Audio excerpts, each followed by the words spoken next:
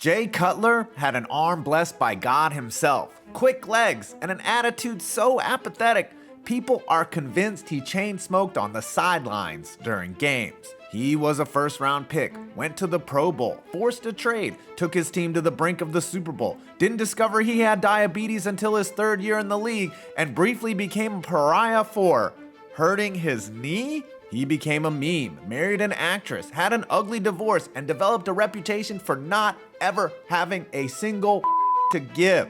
This is the story of Jay Cutler, the NFL QB who just didn't give a shit. That's coming up right after this. Hey, this video is about not giving a bleep. And guess who knows the rules but always ends up screwing our team? That's right, the refs. And now you can have the ultimate coffee that gives the refs the middle finger they deserve. This is not a joke. The refs coffee is actually made from delicious, ethically sourced Arabica beans, and the name says it all. You can order the refs coffee blend from the link below or the pinned comment. Makes a perfect gift. Now, back to the video. Jay Cutler was a multi-sport athlete from the town of Santa Claus, Indiana. Yeah, I'm not making that up. He could dunk. He intercepted 9 passes as a safety, played shortstop, and could bench 225 23 times. Oh, and he could throw the football really, really far and really, really fast. Coming out of high school, Cutler was only lightly recruited, finally offered a spot at Vanderbilt, the doormat of the SEC. Doormat no longer, Cutler vanished mighty Tennessee his senior season in 2005, a game that put him on the map and made him a legitimate first-round prospect in the upcoming NFL draft. Young, Leinart, and Cutler. There were 2 college football legends who went toe-to-toe in the greatest college football game of all time, and then there was some guy with a really bad haircut. It's not often that a 13-3 team fresh off an AFC Championship appearance is in the market for a quarterback, but after watching Jake Plummer give the ball up multiple times with a shot to go to the Super Bowl, Mike Shanahan had made up his mind and was ready to move on.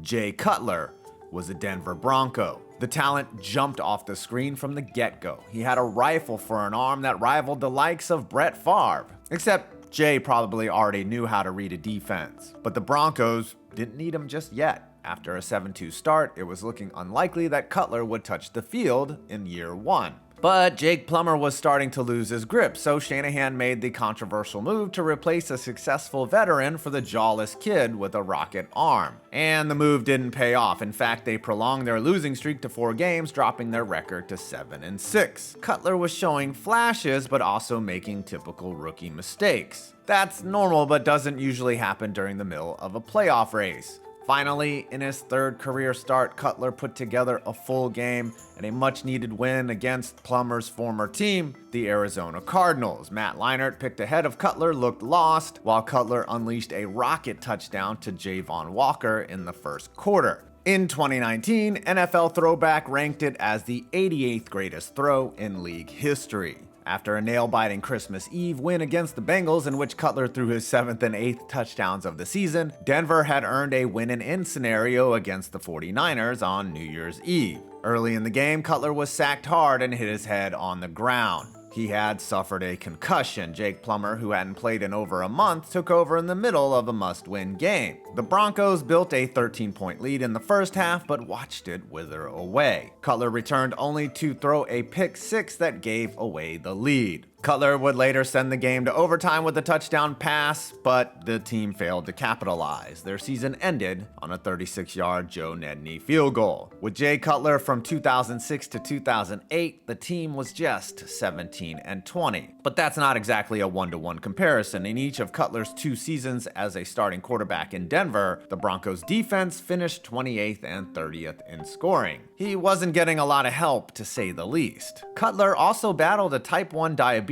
diagnosis that would have slowed down most normal human beings, but never kept the young quarterback off the field. When another late season collapse kept the Broncos out of the playoffs in 2008, Mike Shanahan was fired as head coach after 14 years in Denver. Despite the disappointing end, Cutler had earned a Pro Bowl nod and established himself as a legitimate franchise quarterback. And then Josh McDaniels happened. Shanahan's replacement was a person 2 decades his junior. Similar to their approach with Shanahan in 1995, the Broncos entrusted McDaniels with complete control over personnel, and he promptly exercised that authority. McDaniels inherited a Pro Bowl quarterback who was just 26 years old. Why in the world would you mess with something that every coach covets? But we're talking about Josh McDaniels here. Cutler possessed remarkable talent and was fully aware of it, once boasting that his arm was stronger than John Elway's. His new head coach was equally assured in his abilities, setting the stage for the inevitable clashes between the two of them. The powder keg was ignited by an unexpected team on the first day of free agency. The Tampa Bay Buccaneers proposed a complex 3-way trade involving themselves, the Patriots, and the Broncos. The arrangement entailed New England receiving a second-round pick from Tampa Bay, the Broncos getting Matt Cassell, and the Bucs obtaining Jay Cutler. Unfortunately, that fell through, and though the Broncos denied the rumors,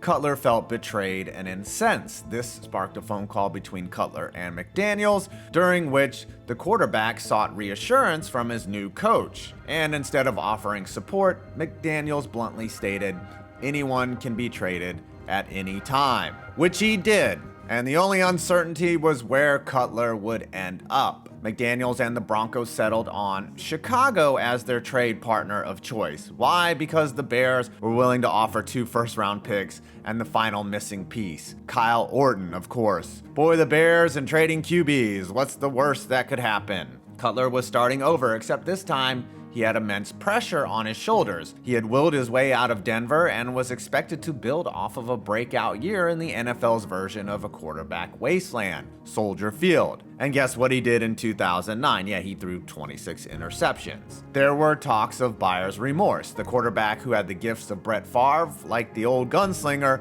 was handing out gifts to the defense. But that changed in 2010. The Bears were cruising. They locked up a first-round bye, and Cutler was primed for his first ever playoff game. In Cutler's inaugural postseason appearance against the Seattle Seahawks, he showcased his versatility with 274 passing yards, 2 passing touchdowns, 43 rushing yards, and 2 rushing touchdowns, contributing to the Bears' 35-24 victory. However, in the NFC Championship game, Cutler's fortunes took a turn. He completed only 6 of 14 passes for 80 yards and threw an interception before a knee injury forced him out early in the third quarter during the Bears' 21-14 loss to Green Bay. The Bears' decision not to immediately disclose Cutler's condition fueled speculation, leading to a storm of criticism, notably on social media. Moments after the injury, Cutler faced harsh criticism from peers such as Maurice Jones-Drew, Darnell Dockett, Deion Sanders, and Mark Schlereth in what may have been the NFL's first instance of a player-on-player social media attack. However, Bears coach Lovie Smith later clarified that he, in consultation with the medical and training staff,